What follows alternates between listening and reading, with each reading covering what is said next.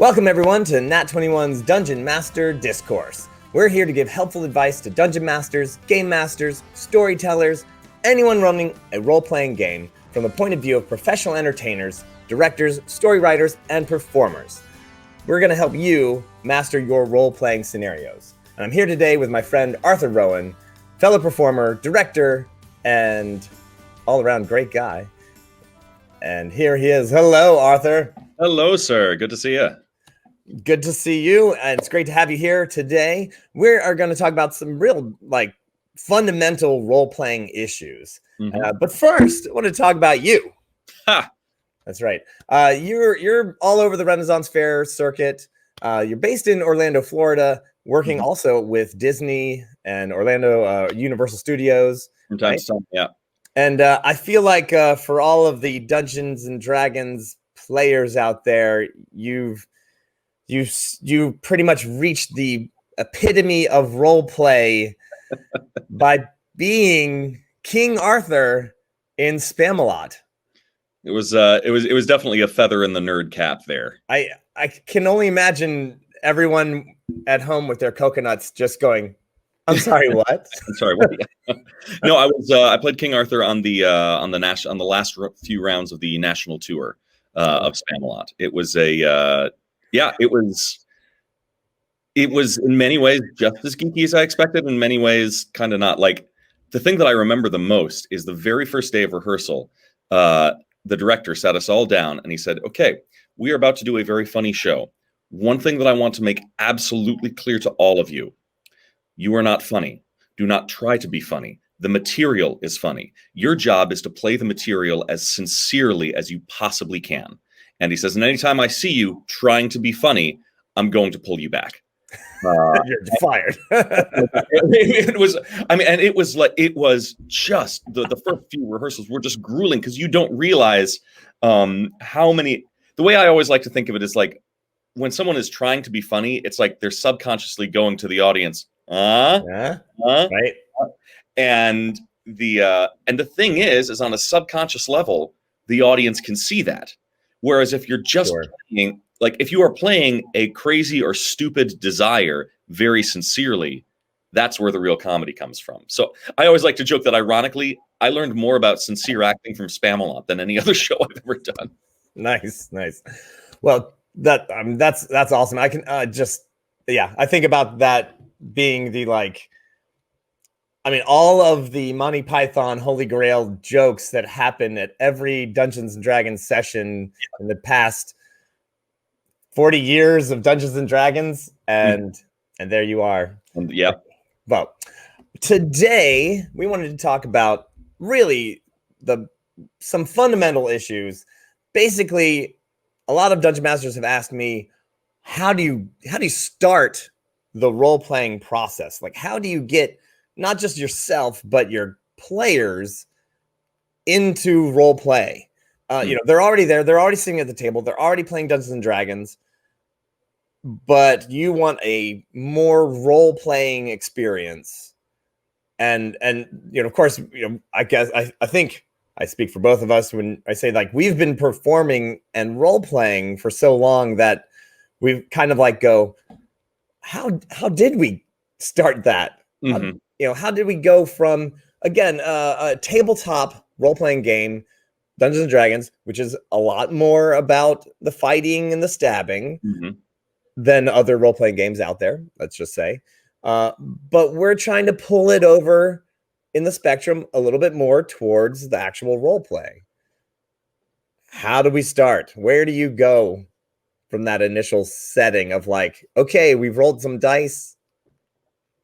What do we do? Yeah. My first thought on that is, first of all, you have to talk to your players, because Dungeons and Dragons runs on such a wide spectrum that some players are just there to go hack and slash, and that's what they want. And at the end of the day, I think it's really important to set expectations for a campaign early. If the players are there to hack and slash, then the best thing to do is give them a hack and slash campaign. Absolutely. And so it's I have a couple friends who they, especially when they're playing games like Pathfinder or something, they're like, nope, I'm here for the skill crunching and the min maxing. And if that's the best way to give the players a good time, then that's what we do. Right. Yeah.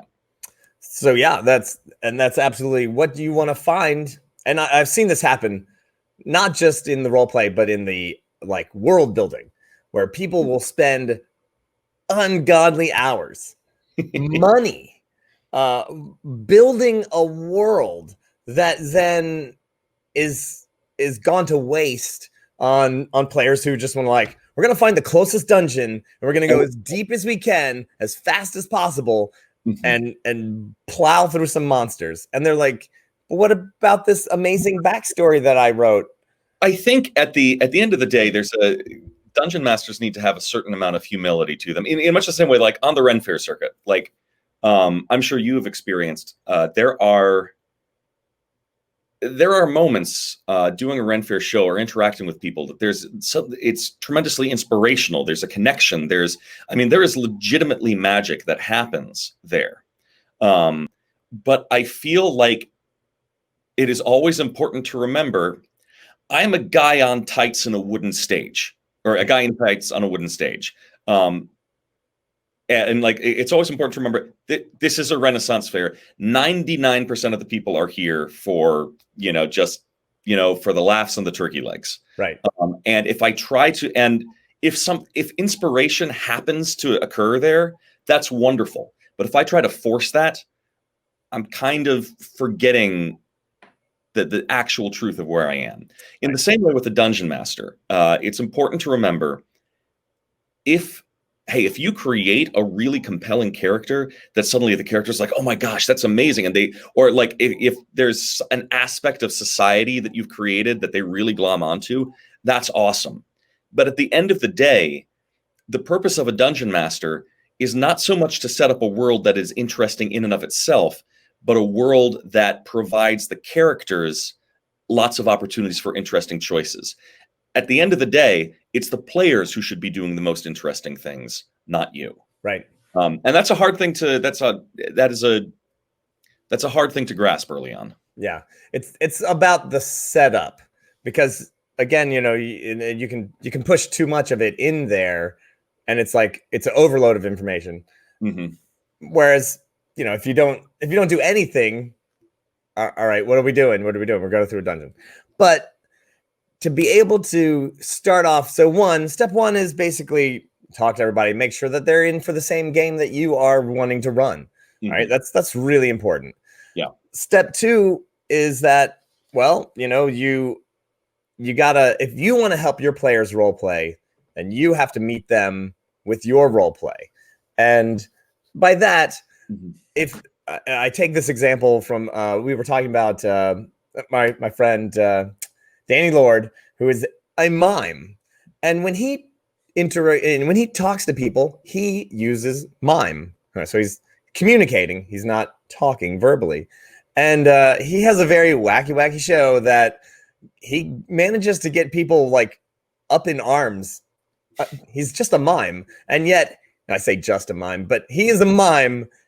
And yet he is able to get people to be ready to fight him in a heartbeat because of the things he's miming. And he's making fun of people. He's doing something. But when those people want to actually get involved with him, they don't yell at him. They actually use mime themselves to then interact with this mime. Because why? Because he used this language to talk to them. And now they're going to use it back at him. They're going to bluster and like puff up and like show them that they're ready to fight. And he has consciously created the quote unquote rules of interaction without actually spelling them out. Right. And so my thing is, if you want your players to role play, you use the role playing on them. Mm-hmm. If you come at them with a bunch of number crunching and dice rolling and just bam, bam, bam, well, that's what you're going to get back. You're going to get that back in return. So, I have this little setup here. I have hats.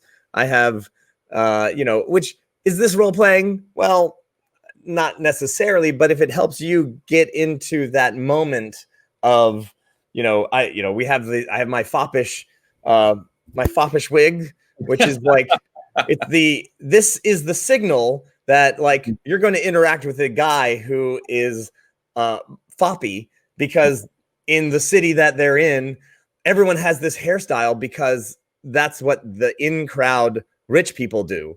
And of course, I just change it around a little bit to make a different character, because it's the same hairdo, but you can have modifications of the same hairdo. That's just in my world. So I always say, if you want to role play with your characters, you want your players to role play with you, you have to give them the opportunity. So you got to open that communication. And there's also the term role playing is that can encompass a lot. It's very easy to fall into the trap of thinking that, role playing is, oh my gosh, I need to completely change my voice and my character, and my physicality and all these things and just transform myself into someone else. And really that's not that's, if you achieve that, great. But there's a ton of amazing role players that I've played with who have never bothered with that. It's about good storytelling. And at the end of the day, storytelling comes down to interesting choices. Role playing, if you have somebody, a player or even a DM, who never changes their voice, but has a character with a bunch of interesting quirks, with strengths and flaws, that makes interesting decisions, that does not always follow the it's a dungeon, I'm going to go through things and kill them and then collect the loot.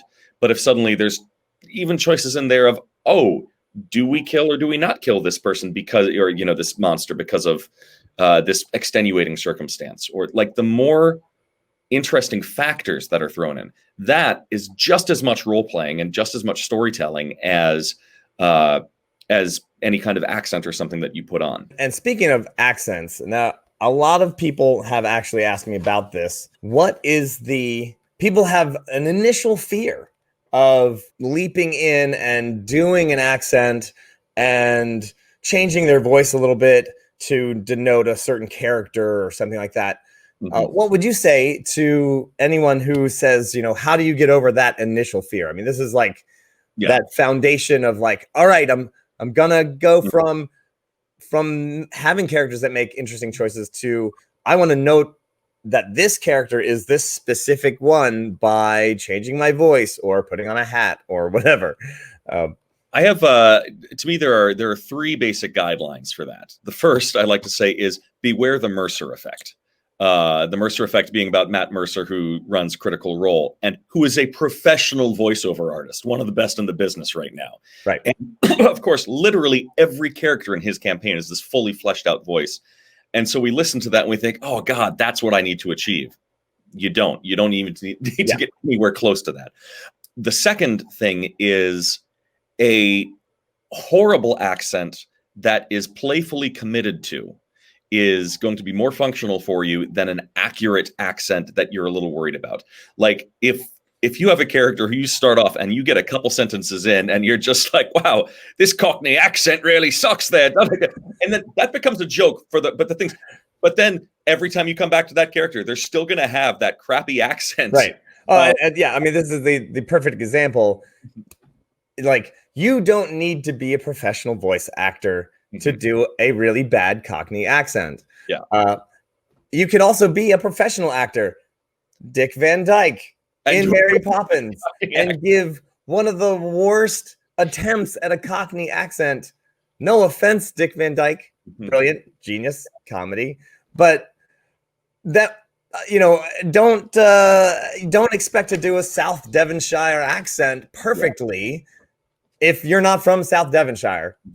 Yeah, and be willing to poke fun at your own quote unquote failure. Absolutely. Because that provides suddenly that's another thing that the players remember about that campaign is the character with the really crappy Cockney accent. Right. But they remember it in a good way. What I'd love to do, of course, because I mean, I'm way not good at specific accents. I can do a really bad Dick Van Dyke Cockney accent perfectly.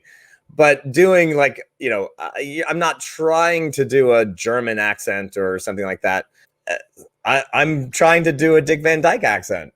So Yeah. So just go for it and have fun with it, knowing that, yeah, it's not going to be perfect. There's people who go to school and spend thousands of dollars getting, these language lessons and If I spent speaking. thousands of dollars on accents, they were dollars wasted. That is not one of those things. The third thing for me is, and it's interesting we're talking about accents because just a couple of years ago I started getting into audiobook narration, and one of the hurdles that I dealt with doing audiobooks is this exact question. I was afraid to, because I would think about, like the Harry Potter series that Jim Dale narrates. Every single character is this different accent, and then I was thinking that was what I had to do. But I've actually learned there's a lot of really, really good narrators who, it's not so much that they transform their voice into something else.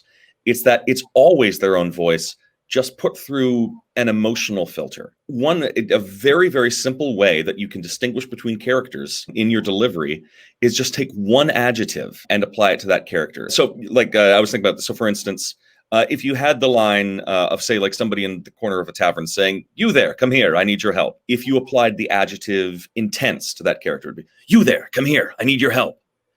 If you wanted foppish, "You there, come here, I need your help." The accent is the same, Right? But then also it's easy for you to categorize. You can remember, okay, that character is intense. Boom, you go into that. Yeah, it's a lot easier to play a simple choice in a committed, consistent way than it is to get bogged down in all the details. Right, and yeah, that's fantastic. I also my other trick is to use cartoon characters that I know and go. And then if I have somebody like a barkeep that is going to be reoccurring, I write it down that this is the one I'm using, and I usually make it bad. I literally, we had a character way back that was, I literally wrote down his voice as off-brand Skeletor. So I wasn't trying to do Skeletor. I was trying to do the cheap knockoff version of Skeletor. And that totally worked because they were like, it kind of sounds like Skeletor, but something's not right. But off brand. That's where you start, right? This is the initial outlay of trying to get your players to get involved in role playing and to get you that extra push. Talk to your players, tell them this is what's going to happen, and they're not going to make fun of you for trying. They're going to be way more involved if they already know session 0. Do it. Like, talk to them, say, look, I'm going to try some stuff. And some of it might work. Some of it's not going to work. Some of it is. Let's do it together. It'll be fun. The other thing is that you don't need to not be nervous. I mean, that's going to happen. You can be nervous about it. Just go for it. Just let everybody know that you're trying, and I'm pretty sure they're going to go with it. The other thing is, and I do love, just go with an emotion, go with a adjective that styles the voice. You don't need the proper Cockney accent. You don't need a Scottish accent. Intensity is where your level is. That's going to be great. Well, that is all the time we have for today. Thanks for coming to Nat21's Dungeon Master Discourse. And my guest here, Arthur Rowan. Today, we had a great discussion about the beginning role-playing scenarios. Thanks for joining us, Arthur. Thanks, everybody. And we'll see you next time.